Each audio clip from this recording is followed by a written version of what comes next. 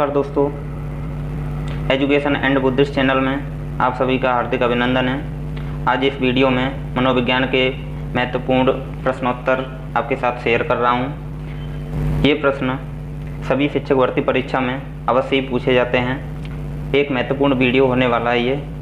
इस वीडियो में हम सभी प्रश्नों को विस्तार पूर्वक समझाएंगे। आशा है यह वीडियो आपके लिए बहुत ही उपयोगी साबित होगा, तो आप बने रहिए हमारे साथ वीडियो के अंत तक। चलिए दोस्तों शुरू करते हैं। शुरू करने से पहले मैं आपसे रिक्वेस्ट करूंगा कि आपको हमारा वीडियो पसंद आए तो लाइक ज़रूर करें, और हमारे चैनल पर पहली बार हैं तो चैनल को सब्सक्राइब कर दें। बगल में दी हुई बेल आइकन को भी दबा दें, जिससे कि हमारा आने वाला वीडियो का नोटिफिकेशन आपको सबसे पहले मिल जाएगा और हमारे वीडियो को आप देख सकेंगे।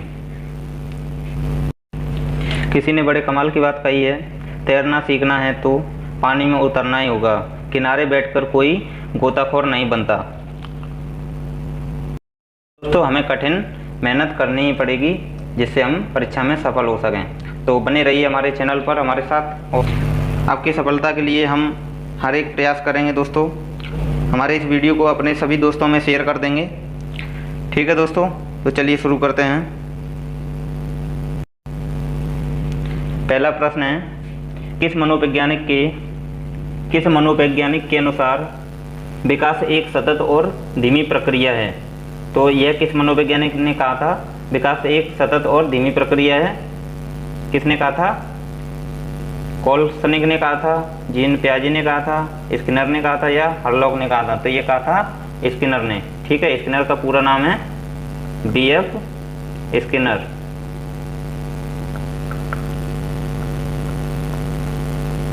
ठीक है दोस्तों, BF स्किनर इनका पूरा नाम है, और इन्होंने क्रिया प्रसूत अनुबंधन सिद्धांत दिया था। कौन सा सिद्धांत दिया था? क्रिया प्रसूत अनुबंधन सिद्धांत।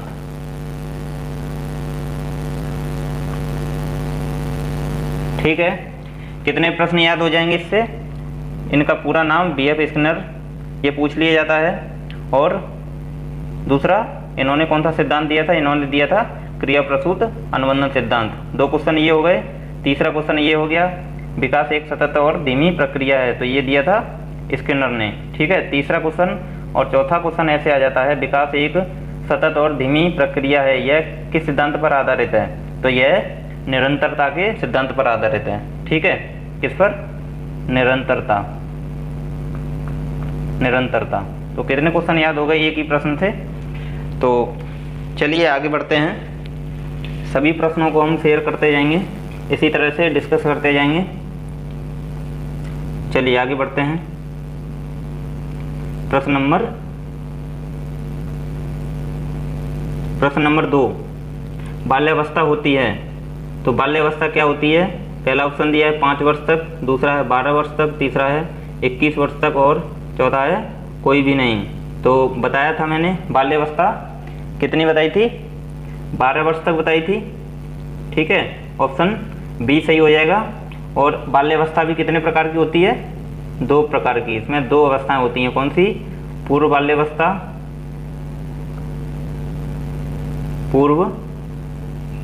बाल्यावस्था, ठीक है, और दूसरी है उत्तर बाल्यावस्था। क्लियर? 2 बाल्यावस्थाएं। अब ये पहली है पूर्व बाल्यावस्था, ये जो चलती है 6 वर्ष से लेकर के 9 वर्ष तक। क्लियर? और ये उत्तर बाल्यावस्था है, वो चलती है 9 वर्ष से लेकर के 12 वर्ष तक। क्लियर है? चलिए, तो हमारी बाल्यावस्था हो जाएगी 6 वर्ष से लेकर के 12 वर्ष तक चलती है ये। अगला प्रश्न है प्रश्न नंबर 3, व्यक्तित्व विकास की अवस्था है। तो व्यक्तित्व विकास की अवस्था कौन सी होती है? व्यक्तित्व विकास की अवस्था अधिगम एवं वृद्धि होती है क्या? व्यक्तिवृत्त अध्ययन होता है, उपचारात्मक अध्ययन होता है, या फिर इनमें से कोई नहीं? तो क्या हो जाएगा इसका आंसर? इसका हो जाएगा अधिगम एवं वृद्धि। व्यक्तित्व विकास की अवस्था है ये, ऑप्शन ए सही है। प्रश्न नंबर 4 की तरफ चलेंगे। विकास में वृद्धि से तात्पर्य है, तो विकास में वृद्धि से तात्पर्य है किससे है? ज्ञान में वृद्धि से है, संवेग में वृद्धि से है, वजन में वृद्धि से है, या फिर आकार, सोच, समझ, कौशलों में वृद्धि से है। तो कौन सा सही हो जाएगा? विकास में क्या होता है? सभी तरह की वृद्धि होती है, यानी आकार भी बढ़ता है, सोच भी बढ़ती है, समझ भी बढ़ती है, कौशलों में भी वृद्धि होती है, समझ कौशलों में वृद्धि होती है। ठीक है, तो आंसर हो जाएगा हमारा ऑप्शन डी। चलिए अगला है प्रश्न नंबर 5, परिपक्वता का संबंध है। तो परिपक्वता का संबंध किससे है? पहला ऑप्शन है विकास से, दूसरा है बुद्धि से, तीसरा है सृजनात्मकता से, और चौथा है हमारा रुचि से। ठीक है, ये छोटा सा नीचे लिखा हुआ है चौथा ऑप्शन रुचि। तो क्या सही हो जाएगा हमारा? परिपक्वता का संबंध किससे है? विकास से है। ठीक है, ऑप्शन ए सही हो जाएगा। चलते हैं प्रश्न नंबर 6 की ओर। तनाव और क्रोध की अवस्था है। तो ये हमने एक वीडियो बनाया था, उसमें सभी अवस्थाओं के बारे में पढ़ाया था। तो आपने अगर वो वीडियो नहीं देखा है तो वीडियो के डिस्क्रिप्शन में उसका लिंक है, आप उसको जा कर के देख सकते हैं। चलिए आगे है, इसका ऑप्शन दिया है शैशवावस्था, बाल्यावस्था, किशोरावस्था या फिर वृद्धावस्था। तो तनाव और क्रोध की अवस्था जो है वो है किशोरावस्था, ऑप्शन सी सही हो जाएगा।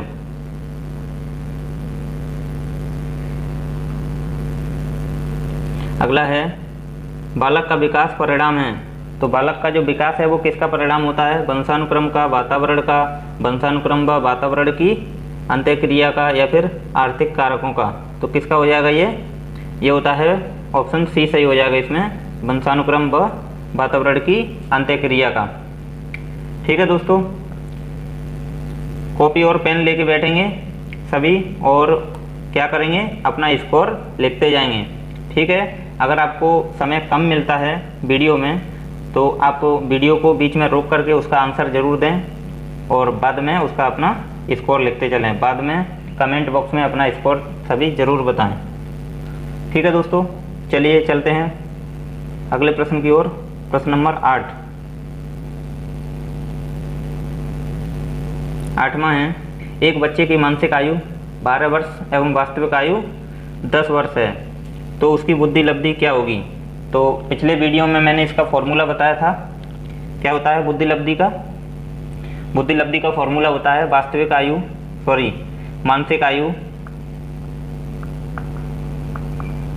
मानसिक आयु बट्टे वास्तविक आयु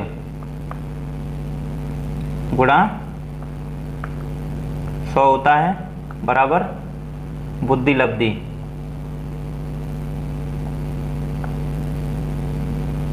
बुद्धि लब्धि, ठीक है, ये होता है बुद्धि लब्धि का सूत्र। अब इसमें रख देंगे सीधी सी बात है, एक बच्चे की मानसिक आयु दी है 12 वर्ष, यानी कि मानसिक आयु ऊपर रखेंगे 12 वर्ष बट्टे वास्तविक आयु कितनी है 10 वर्ष गुणा 100। ये 10 से एक जीरो ये कट जाएगा 100 वाला, तो कितना बचेगा? इधर 12 है, गुणा करना में 10 में, तो 120 आंसर आ जाएगा। कितनी होगी उसकी बुद्धि लब्धि? 120, ऑप्शन सी सही हो जाएगा। आई होप आप सभी समझ गए होंगे। तो वीडियो को अभी लाइक ज़रूर कर दें अगर नहीं किया है तो। चलते हैं प्रश्न नंबर 9 की तरफ।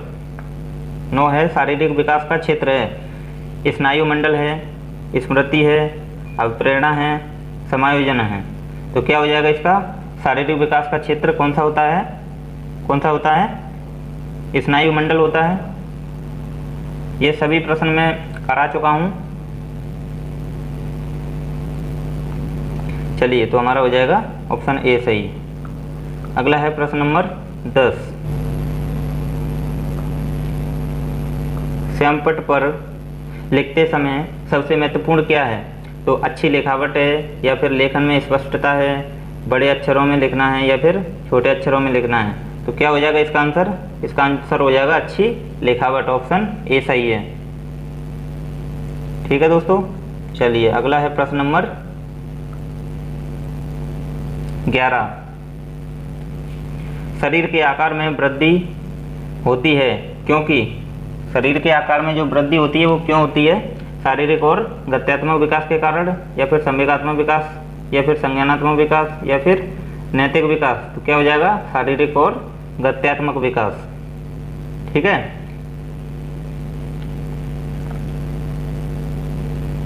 ऑप्शन ए सही है इसका।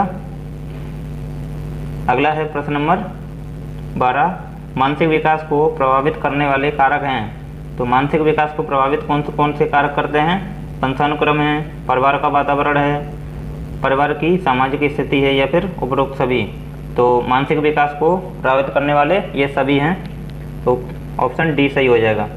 ठीक है, चलिए प्रश्न नंबर 13 करेंगे हम।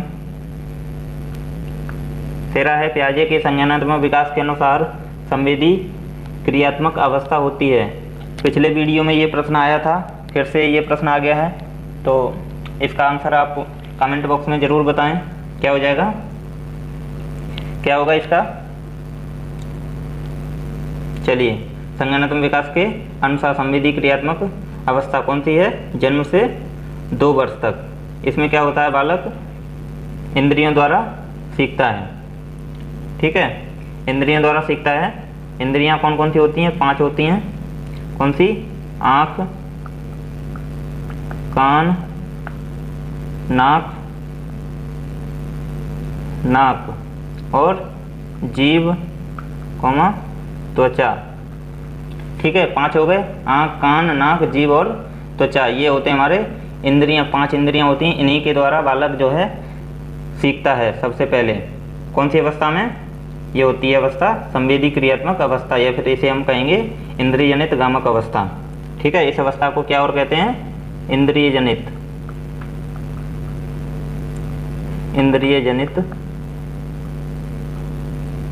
गामक अवस्था। क्लियर है? चलिए, कितने प्रश्न इसी से सटे हुए हमारे सभी डिस्कस हो जा रहे हैं। चलिए अगले चलते हैं प्रश्न नंबर 14 की तरफ। प्रश्न नंबर 14 है, निम्न में से कौन सा कथन सत्य है? तो कौन सा सत्य है वो ढूंढना है। लड़के अधिक बुद्धिमान होते हैं, लड़कियां अधिक बुद्धिमान होती हैं, बुद्धि का लिंग से संबंध नहीं है, या फिर सामान्यतः लड़के लड़कियों से अधिक बुद्धिमान होते हैं। तो क्या आंसर सही हो जाएगा इसका? इसका हो जाएगा बुद्धि का लिंग से संबंध नहीं है। ठीक है, ऑप्शन कौन सा है? सी सही हो जाएगा। बुद्धि का लिंग से कोई संबंध नहीं है, चाहे लड़की हो चाहे लड़का हो, बुद्धि समान होती है।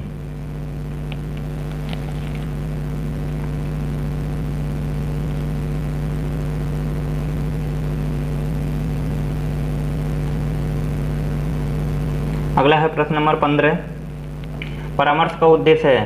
तो परामर्श का क्या उद्देश्य होता है? बच्चों को समझना, बच्चों की कमियों के कारण पता लगाना, या फिर बच्चों को समायोजन में सहायता करना, या फिर उपरोक्त सभी। तो परामर्श क्या होता है? परामर्श का उद्देश्य होता है, क्या हो जाएगा? उपरोक्त सभी। यानी कि उसमें बच्चों को समझना भी होता है, बच्चों की कमियों के कारण का पता लगाना भी होता है, बच्चों को समायोजन में सहायता करना भी होता है, इसलिए ये उपरोक्त सभी हो जाएगा। ऑप्शन डी सही है।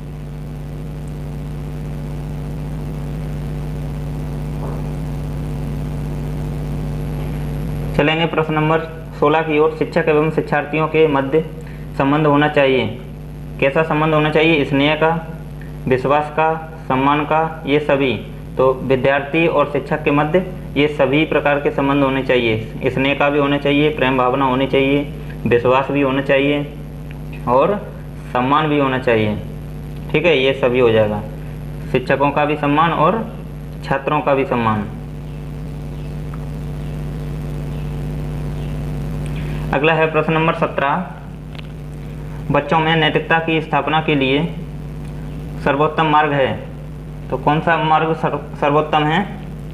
उन्हें धार्मिक पुस्तक पढ़ाना, या फिर शिक्षा का आदर्श रूप में व्यवहार करना, या फिर उनका मूल्य शिक्षा पर मूल्यांकन करना, या फिर उन्हें प्रातःकालीन सभा में उपदेश देना।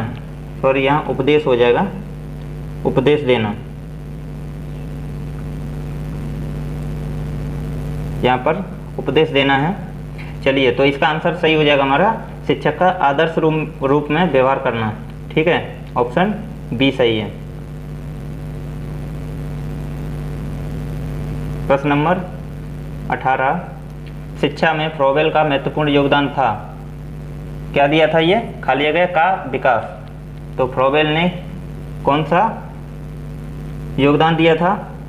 व्यावसायिक स्कूल, पब्लिक स्कूल, किंडरगार्टन या फिर लैटिन स्कूल। तो इसका हो जाएगा फ्रोबेल का किंडरगार्टन, ऑप्शन सी सही है।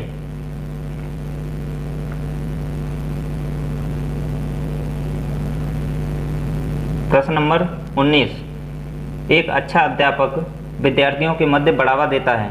क्या बढ़ावा देता है? प्रतियोगिता की भावना, सहयोग की भावना, प्रतिद्वंद्वता की भावना या फिर तटस्थता की भावना। तो इसमें हो जाएगा हमारा ऑप्शन बी सही हो जाएगा, सहयोग की भावना होती है। ठीक है, इसको बढ़ावा देता है। अगला है प्रश्न नंबर 20, शिक्षा का अति महत्वपूर्ण उद्देश्य है आजीविका कमाना, बच्चे का सर्वांगीण विकास, पढ़ना एवं लिखना सीखना, बौद्धिकता विकास। बौद्धिक विकास हो जाएगा। तो इसका आंसर क्या हो जाएगा? शिक्षा का अति महत्वपूर्ण उद्देश्य है, ये हो जाएगा बच्चे का सर्वांगीण विकास, यानी कि सभी क्षेत्रों को विकास होना चाहिए। ठीक है, हो जाएगा हमारा आंसर बी सही, बच्चों का सर्वांगीण विकास। अगला है प्रश्न नंबर 21,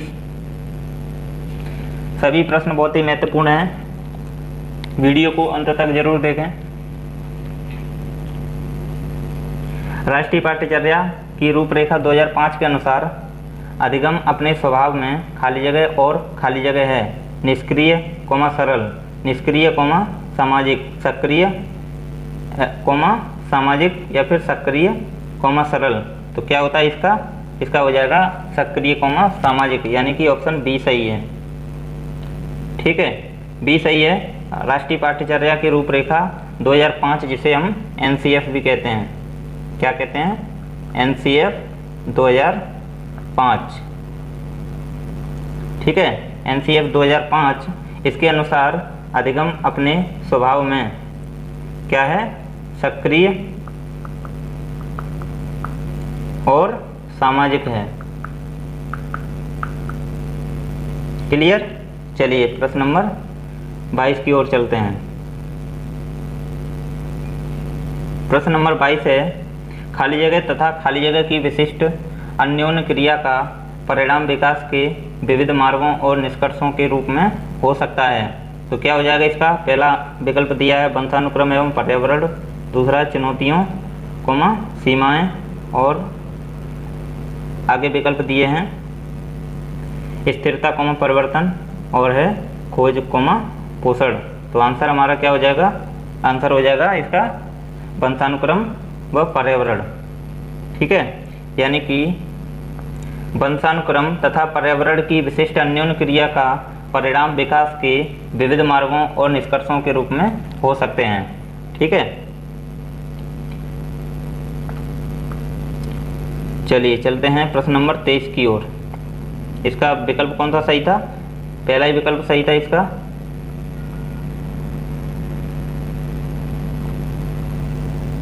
चलिए चलते हैं प्रश्न नंबर 23 की ओर। भारत सरकार की कंप्यूटर आधारित अधिगम प्रक्रिया के माध्यम से छात्रों को सिखाने के लिए आईटी स्कूली योजना वर्ष खाली जगह में शुरू किया गया था। तो कंप्यूटर आधारित अधिगम प्रक्रिया के माध्यम से छात्रों को सिखाने की आईटी स्कूली योजना कब शुरू की गई थी? तो ये की गई थी 2004 में, यानी कि ऑप्शन सी सही हो जाएगा। ठीक है, याद रखेंगे 2004 में। अगला है प्रश्न नंबर 24। 6 से 14 वर्ष के बीच के आयु के बच्चों को एक मौलिक अधिकार के रूप में मुफ्त और अनिवार्य शिक्षा देने के उद्देश्य से सर्व शिक्षा अभियान वर्ष खाली जगह में शुरू किया गया था। तो कौन से वर्ष में यह शुरू किया गया था? सर्व शिक्षा अभियान ये किया गया था 2001 में, ठीक है, 2001 में शुरू किया गया था। ऑप्शन सी सही हो जाएगा।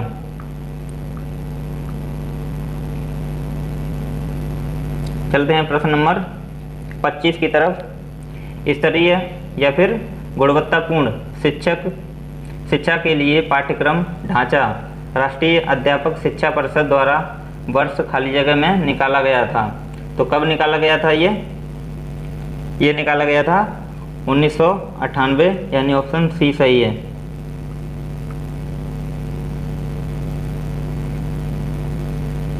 अगला है, भारत सरकार ने बच्चों के लिए मुफ्त एवं अनिवार्य शिक्षा अधिकार अधिनियम वर्ष खाली जगह में लागू किया था। तो मुफ्त एवं अनिवार्य शिक्षा कब लागू किया था? ये लागू कर दिया था 2009 में 2009, ऑप्शन डी सही हो गया उसका। चलिए चलते हैं प्रश्न नंबर 27 की ओर। निम्नलिखित में से कौन सा महत्वपूर्ण प्रभाव शिक्षण की प्रभावकारिता पर निर्भर करती है? तो क्या सही हो जाएगा इसका? विद्यालय की संरचना पर, शिक्षक को विषय की समझ, या फिर शिक्षक की योग्यता पर, शिक्षक की लिखावट पर। तो इसका सही हो जाएगा शिक्षक को विषय की समझ से। शिक्षक को विषय की समझ होगी तभी क्या होगा? महत्वपूर्ण प्रभाव पड़ेगा। शिक्षक की प्रभावकारिता पर निर्भर करती है ये। चलिए अगला है प्रश्न नंबर 28। शिक्षक निम्नलिखित के लिए शिक्षण संबंधी सहायता सामग्री का प्रयोग करते हैं। किसका प्रयोग करते हैं? छात्रों को प्रभावित करने के लिए शिक्षण सामग्री का प्रयोग करते हैं, या फिर शिक्षण को रोचक बनाने के लिए, या फिर छात्रों को एकाग्रचित करने के लिए, या फिर छात्रों के अंदर शिक्षण रखने के लिए। तो कौन सा सही हो जाएगा इसका? इसका सही हो जाएगा शिक्षण को रोचक बनाने के लिए क्या करते हैं? शिक्षण संबंधी सामग्री का उपयोग करते हैं। ठीक है, ऑप्शन हो जाएगा बी सही हो जाएगा।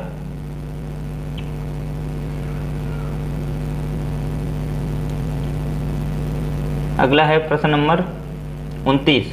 यदि बुलाए जाने पर कुछ छात्रों के माता पिता या फिर अभिभावक आकर शिक्षक से नहीं मिलते तो शिक्षक को क्या करना चाहिए?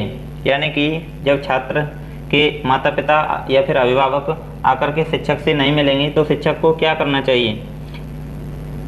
बताएंगे क्या हो जाएगा? माता पिता को लिखना चाहिए, या फिर जाकर उनसे मिलना चाहिए, वैसे छात्रों को दंडित करना चाहिए, या फिर वैसे छात्रों को अनदेखा करना चाहिए।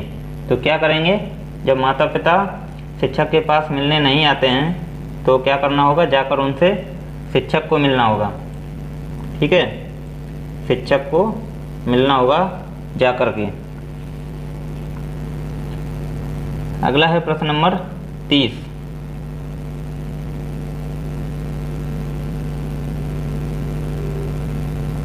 प्रश्न नंबर 30, समूह में और सहभागिता द्वारा सीखने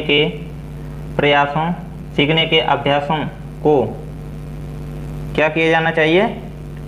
निरुत्साहित किया जाना चाहिए, अनदेखा किया जाना चाहिए, प्रोत्साहित किया जाना चाहिए, या फिर इनमें से कोई नहीं।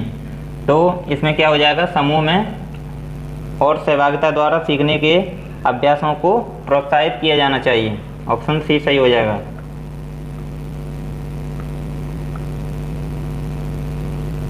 अगला है, किसी पठन सामग्री को एक रूप में पढ़ना खाली जगह पढ़ाई के रूप में जाना जाता है। तो पठन सामग्री को एक रूप में पढ़ना खाली जगह पढ़ाई के रूप में जाना जाता है। बंटित, समूहित, अंतरालित, या फिर इनमें से कोई नहीं। तो क्या सही हो जाएगा इसका? इनमें से कोई नहीं। ठीक है, ऑप्शन डी सही हो जाएगा। ऑप्शन डी सही हो जाएगा। अगला है प्रश्न नंबर 32। पाठ्यचर्या निर्माण को कार्य माना जाता है।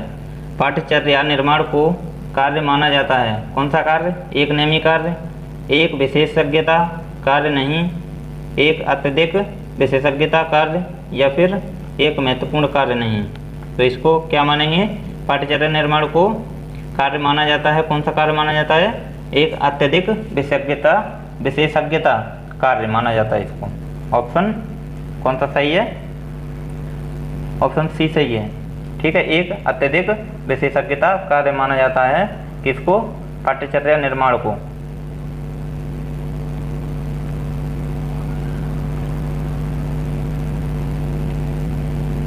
अगला है विद्यार्थियों की प्रशंसा की जानी चाहिए। कब की जानी चाहिए? एकांत में, या फिर अलग से, लोगों के बीच, या फिर व्यक्तिगत रूप से। तो उसको कब से? लोगों के बीच में ही उसकी प्रशंसा की जानी चाहिए। ठीक है, ऑप्शन सी सही हो जाएगा। अगला है 34, निम्नलिखित में से क्या उस ढांचे या रेंज को सूचित करता है जिसके भीतर किसी योग्यता या गुण के लिए किसी व्यक्ति के प्रवीणता स्तर का फैसला किया जाता है? तो ग्रेड या फिर अंक, ग्रेड एवं अंक दोनों, इनमें से कोई नहीं। तो ऐसा कौन सा फैसला किया जाता है? उसके प्रवीणता स्तर का फैसला कौन सा होता है? तो ये होता है हमारा ग्रेड। ऑप्शन ए सही हो जाएगा। अगला है 35 नंबर, स्कूल पुस्तकालय खाली जगह का एक शैक्षणिक तंत्र है। तो पुस्तकालय जो है वो किसका तंत्र है? अल्प मूल्य का, या फिर थोड़े मूल्य का, ज़्यादा मूल्य का नहीं, विचारणीय मूल्य। तो क्या हो जाएगा इसका? इसका हो जाएगा विचारणीय मूल्य। ऑप्शन डी सही है।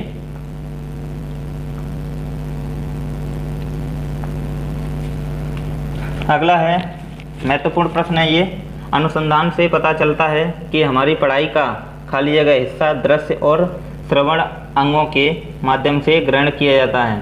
तो सबसे पहले तो दृश्य और श्रवण अंग कौन से होते हैं? दृश्य होता है हमारा आँख, ठीक है, जिससे हम देखते हैं। और श्रवण कौन सा होता है? कान। तो दृश्य और श्रवण अंगों के माध्यम से ग्रहण किया जाता है। तो कितना प्रतिशत होता है ये होता है 85%। ठीक है, ऑप्शन बी सही है। चलेंगे प्रश्न नंबर 37 की तरफ। 37 क्या है? 37 से अनुसंधान से पता चलता है कि खाली जगह की सीखने की प्रक्रिया में एक प्रबल घर है। संभवतः योग्यता से भी ज़्यादा महत्वपूर्ण घर। तो क्या हो जाएगा इसका? अपेक्षा, अनभिज्ञता, अभिप्रेरणा, या फिर चौथा ऑप्शन है हमारा निरुत्साहन। तो अभिप्रेरणा सही हो जाएगा इसका, ऑप्शन तीसरा। ठीक है, अभिप्रेरणा।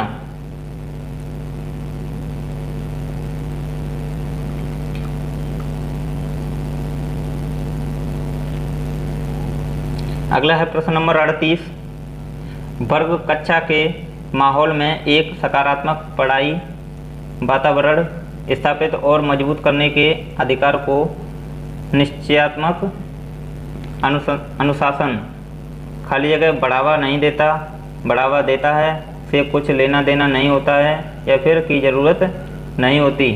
तो क्या हो जाएगा इसका? मजबूत करने का अधिकार को निश्चयात्मक अनुशासन। निश्चयात्मक अनुशासन क्या होता है? ये बढ़ावा देता है। ऑप्शन कौन सा हो जाएगा? बी सही हो जाएगा। अगला है प्रश्न नंबर 39,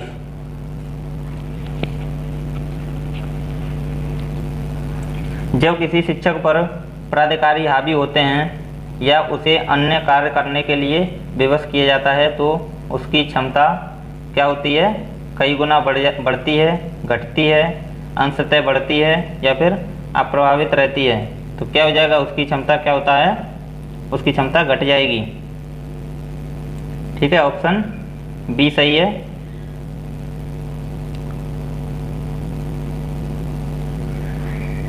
अगला है प्रश्न नंबर 40, निम्नलिखित में से किस एक प्रोजेक्ट सहायता सामग्री नहीं माना जाता है?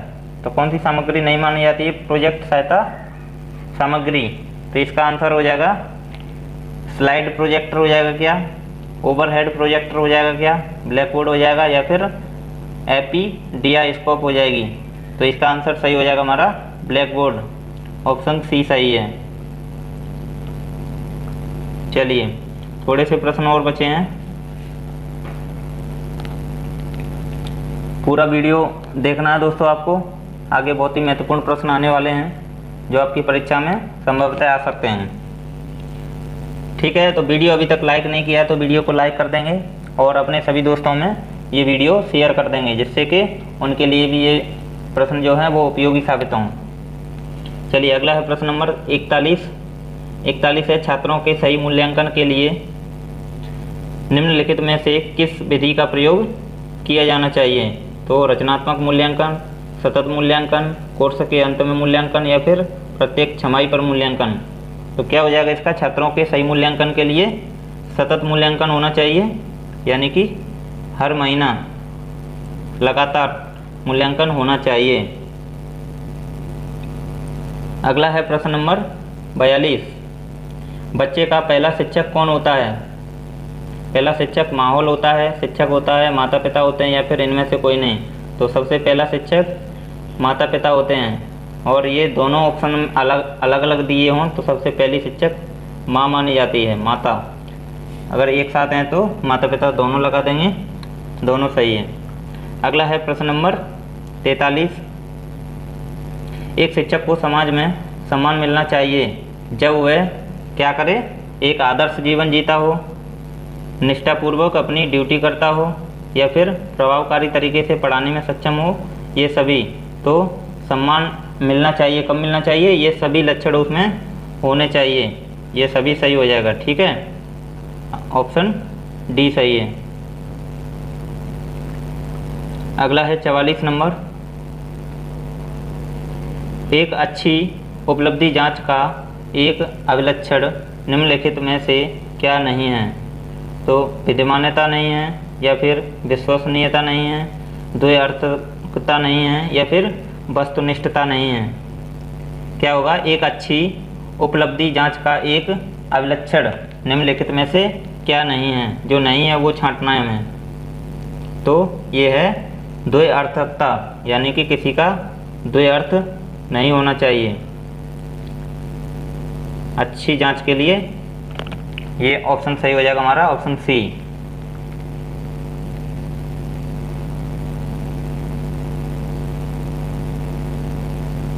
अगला है प्रश्न नंबर 45, निम्नलिखित में से किसे आप अधिगम की सबसे उचित परिभाषा मानेंगे?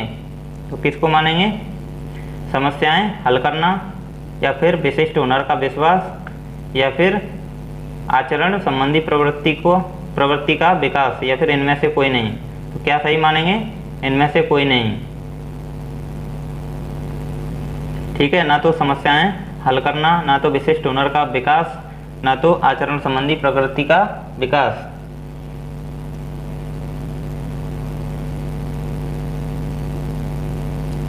ऑप्शन डी सही है इसका। चलिए अगला प्रश्न है 46 नंबर, शिक्षा का मुख्य उद्देश्य होता है व्यक्ति का विकास करना। कौन सा विकास करना?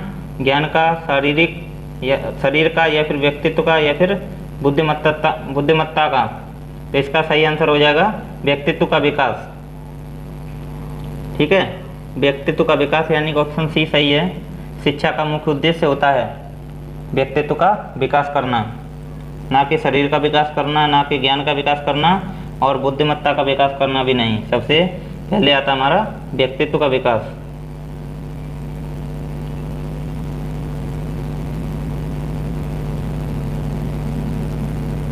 अगला है प्रश्न नंबर 47, कोई व्यक्ति एक प्रभावकारी तरीके से एक हुनर कैसे सीख सकता है?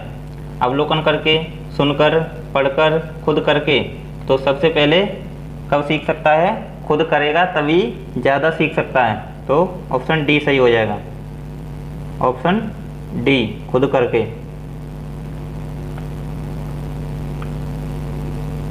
अगला है प्रश्न नंबर 48, शिक्षा को किसी व्यक्ति की अपनी ज़िंदगी बनाने में सक्षम बनाने वाली होनी चाहिए। कौन सी? बेहतर बनाने में, संतोषजनक बनाने में और सार्थक बनाने में या फिर सभी संबंधों के लिए महत्वपूर्ण है। तो क्या हो जाएगा इसका, सभी संबंधितों के लिए महत्वपूर्ण है। ठीक है, आंसर डी सही हो जाएगा। अगला है प्रश्न नंबर 49, सेकंड लास्ट है ये प्रश्न। चलिए पढ़ते हैं। वर्णमाला की पहचान खाली जगह वर्ष की आयु में शुरू होती है। तो जो वर्णमाला की पहचान होती है बच्चों में, वो कौन से वर्ष से शुरू होती है? 6 वर्ष से शुरू होती है, 5 से होती है, या फिर 4 से, या 3 से। तो जब बच्चा 3 साल का होता है तभी से वो वर्णमाला को समझने लगता है। ठीक है, पहचानने लगता है। तो आंसर हमारा डी सही हो जाएगा। दोस्तों चलते हैं प्रश्न नंबर 50, जो अंतिम प्रश्न है हमारा। कमेंट करके ज़रूर बताएंगे कि ये जो प्रश्नों की सीरीज है वो आपको कैसी लगी, और अगर आपको पसंद आई तो हमारे वीडियो को ज़रूर लाइक करें और चैनल को सब्सक्राइब कर दें अगर पहली बार देख रहे हैं हमारे चैनल को तो, और बगल में दी हुई बेल आइकन को भी दबा दें। ठीक है दोस्तों, और क्या करेंगे, और साथ ही साथ अपने सभी जितने भी दोस्त हैं उन सभी दोस्तों में ये वीडियो को शेयर कर देंगे। ठीक है दोस्तों, जिससे क्या होगा, वो भी ये प्रश्न उनके परीक्षा में उपयोगी साबित होंगे। ठीक है दोस्तों, चलिए अगला प्रश्न है अंतिम प्रश्न। मनोविज्ञान सामान्यतया मानव खाली जगह से संबंधित होता है, भावनाओं से, विचारों से, आचरण से, ये सभी। तो मनोविज्ञान जो है वो किससे संबंधित होता है? भावनाओं से भी संबंधित होता है, विचारों से भी होता है, आचरण से भी होता है, और तो क्या हो जाएगा हमारा, ये सभी हो जाएगा, यानी कि ऑप्शन डी सही है। ठीक है, तो ये थी हमारी 50 प्रश्नों की सीरीज। इसी तरह से 50-50 प्रश्नों की सीरीज हम लाते रहेंगे, जो चुने हुए प्रश्न होंगे। ठीक है दोस्तों, तो भाग 3 जल्दी ही आने वाला है, तो आप उस वीडियो को भी ज़रूर देखें और अपने दोस्तों में शेयर ज़रूर करें। ठीक है दोस्तों, इसी के साथ जय हिंद, जय भारत। मिलते हैं फिर अगले वीडियो में, और वीडियो देखने के लिए आपका बहुत बहुत धन्यवाद।